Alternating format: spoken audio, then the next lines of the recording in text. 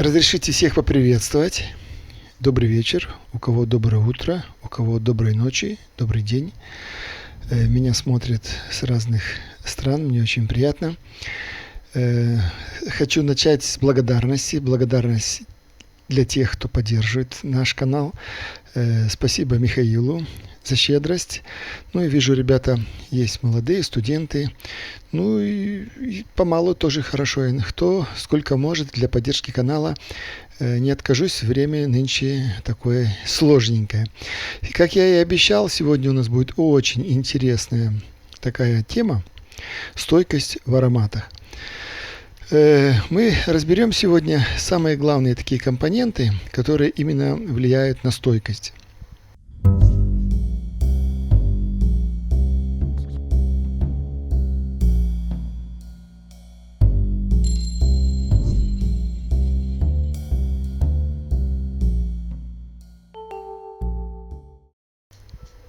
Вот я вам составил маленький такую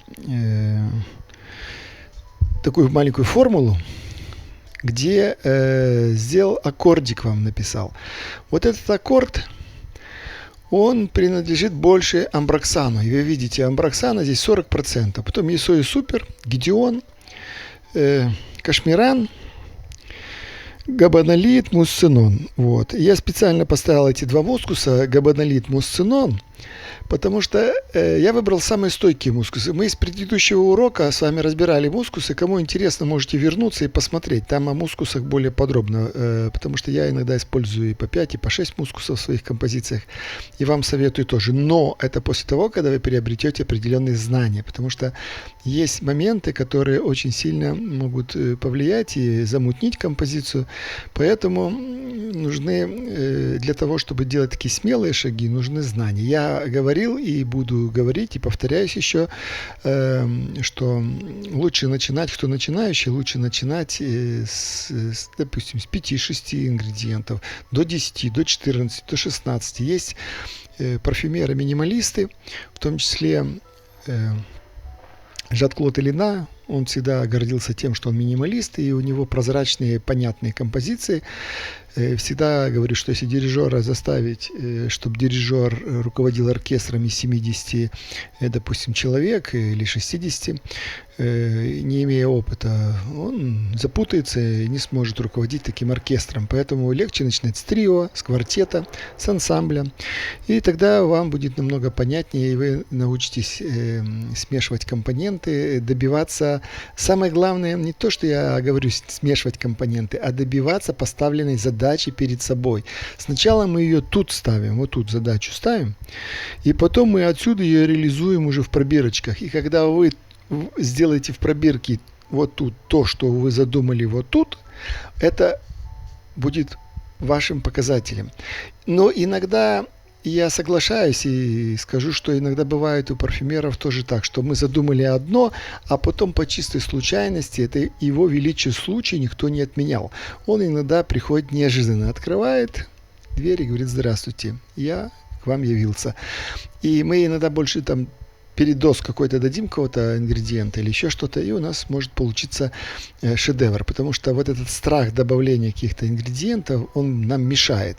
И мы иногда, кто сидит с калькулятором, считает себестоимости, это очень сложно, чтобы что-то получилось. Надо быть смелым, надо быть такой, знаете, натуру иметь немножко авантюристическую, вот, и рисковать, играть такую игру, составя аромат для себя. И иногда так сказать, фиг с ним, сейчас добавлю и посмотрю. Не попал, значит в мусор пошло.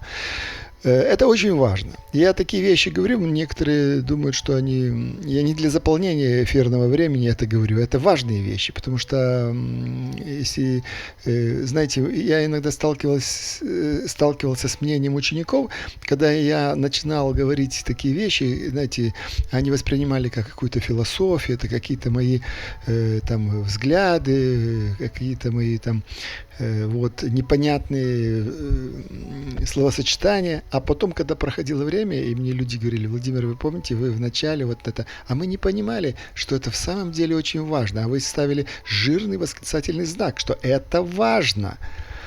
Но потом, когда человек приобретает опыт, а опыт самый лучший это ошибками, и тогда мы начинаем понимать, что важно, что не важно. Давайте вернемся к нашей формуле вот такой. Вот вы ее разберите, эту формулу. Я вам немножко подскажу. Смотрите, допустим, здесь у нас это такая древесная композиция получается, амбровая. Вот смотрите, здесь амброксана 40%. Я вам хочу в этом уроке донести очень важную одну такую мысль. Все кристаллические ингредиенты, особенно амброксаны, они все обладают очень такой конкретной стойкостью. Вот сегодня у меня был мастер-класс, мы с ребятами разбирали, я им рисовал схемку. Я сегодня вам не буду рисовать, я просто постараюсь вам рассказать. Макроциклические мускусы, вы понимаете, макроциклические это крупные молекулы у мускуса. Они очень тяжело впитываются в поры. И кожа, на поверхности кожи, они захватывают другие материалы и удерживаются на коже. Они некоторые липкие, вот даже многие знают этот галаксолит, хотя в нем не очень такая высокая продолжительность, но он такой липкий. Если спирт выветривается, он прилипает к коже, он держится на коже. Вот. Если мы разберем габанолит, то габанолит, конечно же, он намного будет, стойкость у него намного выше, он более будет находиться выше по стойкости. А вот мусцинон еще больше по стойкости выше. Это один из самых таких стойких мускусов. И если мы эти мускусы, такие стойкие, которые прилипают вот к коже, будем их сочетать вместе с амброксанами, амброксаны, они вот это кристаллы, они практически не впитываются в поры, в кожу. Кто любит на кожу наносить, а если на ткани, то вообще он будет до месяца будет держаться, даже и больше. Амброксан, это кристаллы впитывают и кристаллизуют остальные ингредиенты, они их захватывают, и образуется такое, как, знаете, уже амброксан пропитан. Образуется твердое, если посмотреть через увеличительное стекло или через микроскоп на руку, вы посмотрите маленькие-маленькие кристаллики, и в этих кристалликах будут удерживаться сердечные, верхние ноты. Верхние ноты сложно удержать, но тем не менее от процесса созревания, окислительные процессы в химии, они нам дают вот соединение. Поэтому, когда вы только делаете композицию, если вы там тестите, не спешите, вот дать время, чтобы немножко они подружили, посмотреть, не спешите корректировать. Все парфюмеры профессиональные корректируют свои ароматы. Они их делают, потом через дней 5-6 мы возвращаемся к этой композиции. Лучше не добавить, чем перебавить. Но опять же, иногда вот это наш страх не дает нам возможности создать хорошие ароматы. Поэтому не бойтесь испортить композицию. Порти, выбрасывайте и по-новому собирайте. Тогда у вас будет, вы добьетесь хорошего результата. Вот. И я хотел бы вам в этом уроке сказать еще очень важную одну вещь. Смотрите, если мусцинон, я его добавляю где-то до 5%, и то 5% он уже очень сильно дает такой, знаете, композицию прибивает. Если вы будете мало мускусов добавлять, они будет быстро испаряться композиция, будет стойкости мало. Если вы будете много мускусов добавлять, они будут сидеть близко к коже. В данной ситуации вот у нас Гидеон, он дает воздух, он дает воздушность, он дает вот это диффузию, мы называем это, воздух. И по Гидеонам я вам могу снять, и я по диффузии отдельно могу снять вам еще один урок. Там мы разберем диффузию, потому что все впихивать в один урок, я думаю, что это нецелесообразно и малоэффективно. Не нужно спешить впереди поезда, как говорится, надо разобрать вот этот урок по стойкости. Я сейчас немножко коснусь амброксанов еще с вами. Вот я по мускусам вот спустился вниз, значит, габанолит, мусцинон. Видите, мусцинон самый последний, он самый стойкий. Габанолит дает тоже стойкость. Но надо, опять же, с габанолидом смотреть, потому что в нем есть и такая пластиковая составляющая немножко. И чтобы мы не сильно уходили в химозность, с ним надо тоже быть аккуратным. И его немножко можно разбавлять другими мускусами. О мускусах предыдущий урок, еще раз говорю. Кашмиран, он тоже считается, он, знаете, такой, как наполовину мускус, наполовину древесная нота, но многие его относят к мускусам. Стойкость у него не очень высокая, но вместе в связке с амброксаном, с союсупером, вот, с мусциноном, они будут давать прекрасные, хорошие такие результаты. А знаете, что я еще, там меня просили в плане там номера карты, я вам оставлю свой номер телефона. Я его не скрываю, он везде есть у нас на сайте, и он в открытом доступе. Я вообще открытый человек. Мне звонят там, начиная от мошенников и заканчивая всякими фирмами. Ну, а некоторые звонят по мастер-классам, потому что мы проводим в Москве офлайн мастер-классы. Онлайн тоже проводим, но сейчас немножко у нас там есть ребята с Европы, со счетами, там есть маленькие заминочки, но мы будем стараться как-то исправить с этим европейским счетом. Вот. А у нас как бы проблем нет. И еще вот смотрите, тут написано «спасибо». Такое отступление маленькое. Почему? Потому что, чтобы я знал поступление от кого, если приходит, ну вот если кто-то 100 рублей мне перешлет, какой-нибудь студент, я ему скажу тоже спасибо. Но если он напишет в назначении платежа спасибо, я буду знать, что это за мастер-класс. И это меня будет стимулировать на следующие уроки. Поэтому я говорю, что кто 3 копейки, кто 3000, кто 30 тысяч, не откажусь. Ладно, перейдем к уроку дальше. Смотрите, по амброксанам. Амброксанов у нас есть много. Вот почему-то вот многие люди там начинают в интернете, на форумах смотреть формулы. Да, это полезно, изучайте, это все нужно. Но там чаще всего просто все написано одним словом, амброксан. Это ни о чем, просто ни о чем. Вот в этих формулах там бывает иногда нет конкретики такой, непрофессионально. Вот амброксан это непрофессионально. Если бы здесь сделать профессионально, то надо написать амброксан, написать КАС. Какой амброксан? Потому что амброксанов очень много. Есть там Симрайс, есть Фермених, там, допустим. Есть, вы же знаете, многие компании, которые производят синтетические материалы. Потому что амброксан это синтетическая амбра. Многие еще путают, вот начинающим я еще такой момент хочу сказать.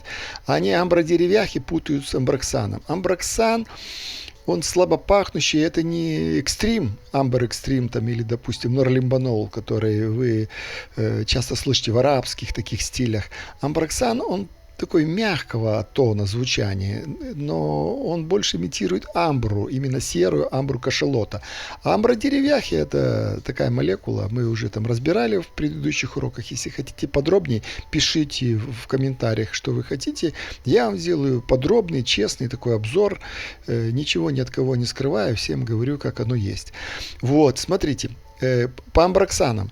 Амброксаны, допустим, вот в данной ситуации, вот по этой вот формуле, то, что я вам хочу показать, я бы здесь однозначно написал бы Амброкс Супер, потому что он очень хорошо ляжет у нас, Амброкс Супер, хорошо пойдет у нас в древесную композицию. Смотрите, если вы захотите к этой композиции сделать ее более темной такой, то к Сой Суперу можно еще добавить немного. Мы это в предыдущих уроках тоже рассматривали. Тимберсилк.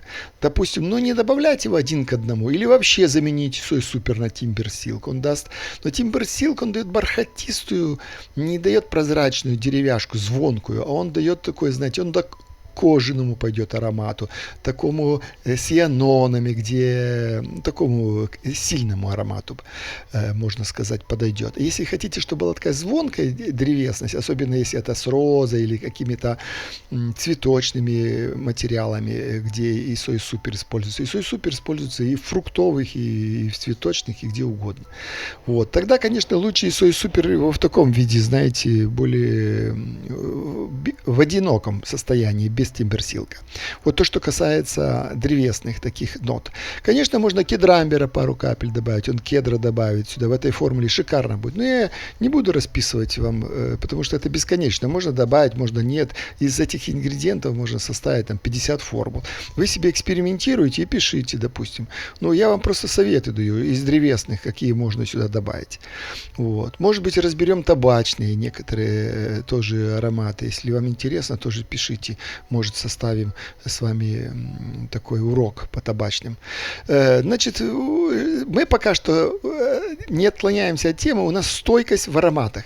Значит, мы с вами уже говорили, что стойкость это в основном все кристаллические ингредиенты, порошкообразные, ну вот, допустим, эвернил, он тоже порошок такой, кристаллы только мелкие, поэтому он как порошок мы рассматриваем. Он тоже вот эти бакарашки, вот это удерживается на коже, ганимеда, там дофига его, поэтому он и дает диффузность такую сильную, но по своей ноте он иногда надоедает людям, поэтому можете его просто там в каких-то следовых количествах добавлять, если хотите. А в данной ситуации вот Амброк Супер будет шикарно в этой древесной композиции. Смотрите, Амброк Супер, он немножко больше такой имеет, знаете, более ярковатый у него оттенок.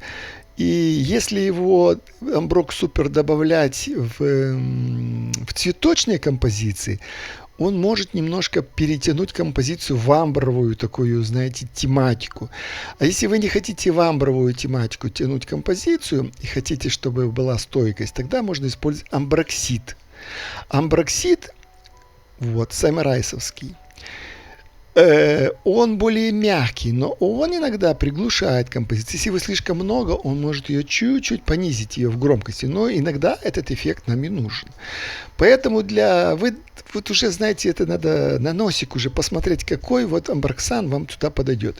Потом у нас есть еще такой амброксан, цеталокс. Это тоже амброксан, но называется цеталокс.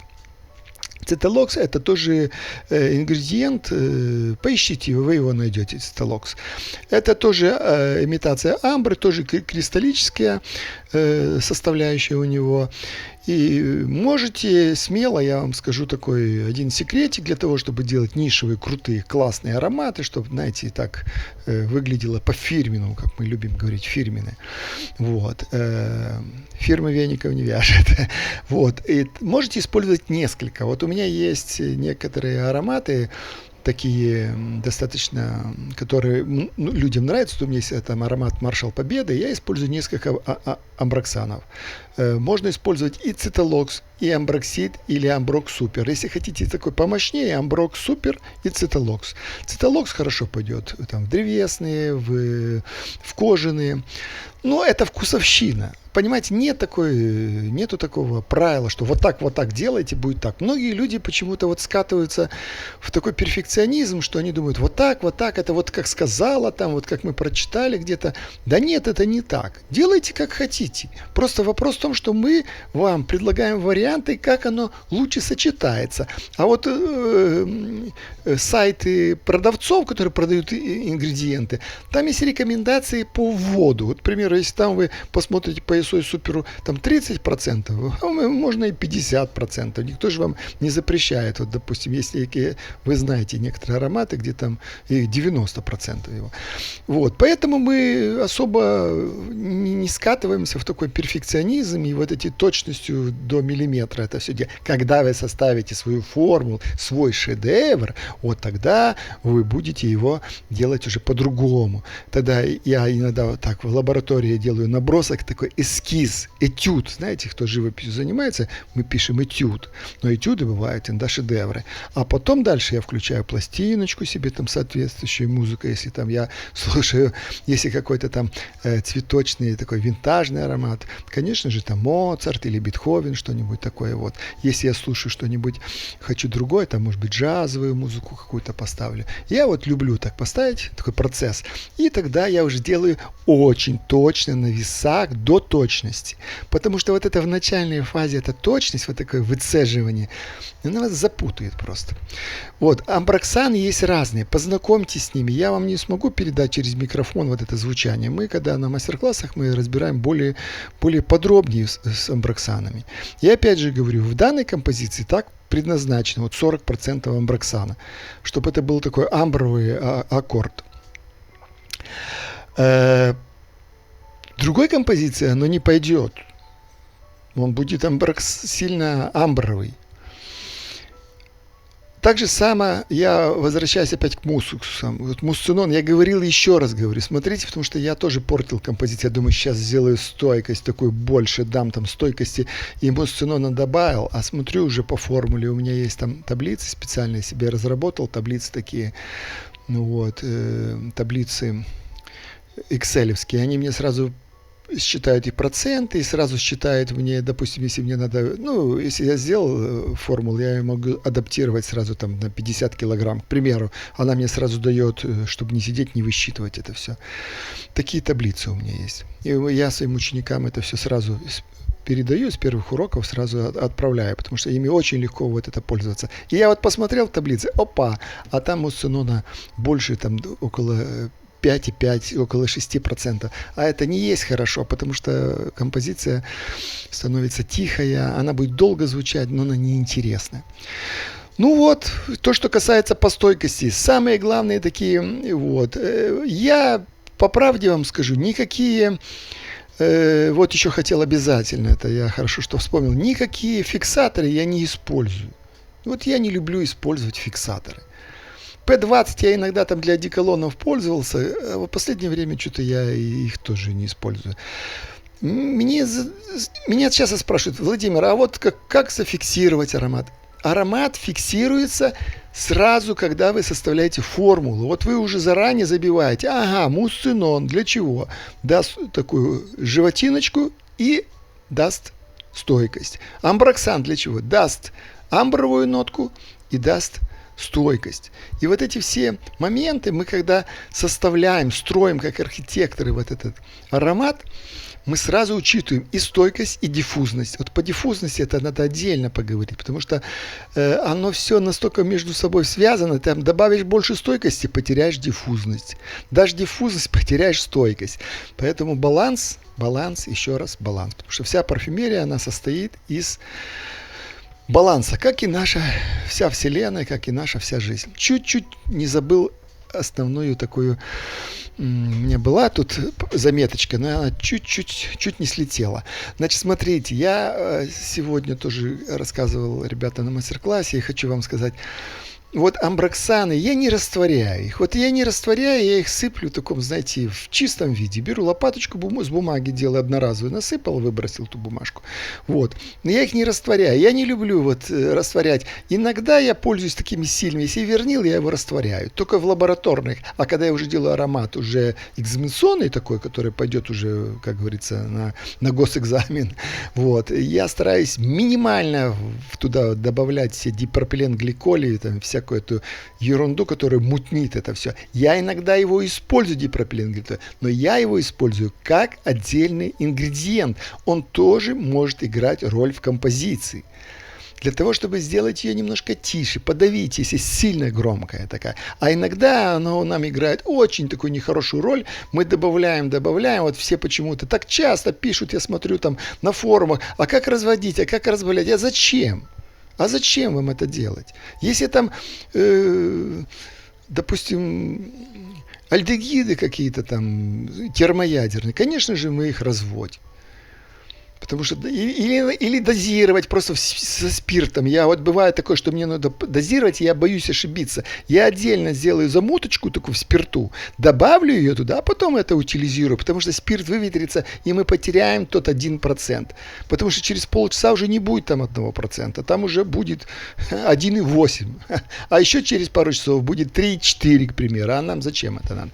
Вот такой вот я хотел по скрипту вам сказать.